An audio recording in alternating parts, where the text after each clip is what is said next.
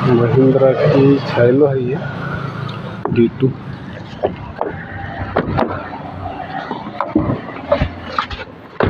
Fault ऐसा है कि गाड़ी का इमोबिलाइजर 2 बार ऑफ हुआ है।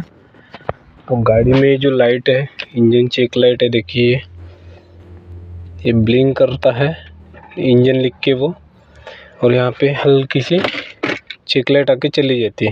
लेकिन गाड़ी एक दिन चली, दूसरी बार में जब इमो ऑफ हुआ है, इमो ऑफ होने के बाद में गाड़ी एक दिन चली और बाद में बंद हो गई। मतलब एक दिन चली और रात में खड़ी रही और चालू ही नहीं हुई। तो आप प्लीज़ कोई कमेंट में बता सकते हैं कि गाड़ी में क्या फॉल्ट है। इसी में मैंने वायरिंग चेक कर डाला इसकी पूरी, वायरिंग वो प्रॉपर ओके है, रिले फ्यूज़ टोटली ओके है। तो आप बता सकते हैं इसी में प्रॉब्लम है कि किस जगह प्रॉब्लम है, कमेंट में बताइए प्लीज़। इसमें फॉल्ट कोड आ रहा था इमो मिसमैच का, और फॉल्ट कोड, और बाकी जो ECM में कोई कुछ भी फॉल्ट कोड नहीं आ रहा, नॉर्मली आ रहा है EGR वाल का ओपन लोड एरर, क्योंकि उसका पाइप निकला हुआ है।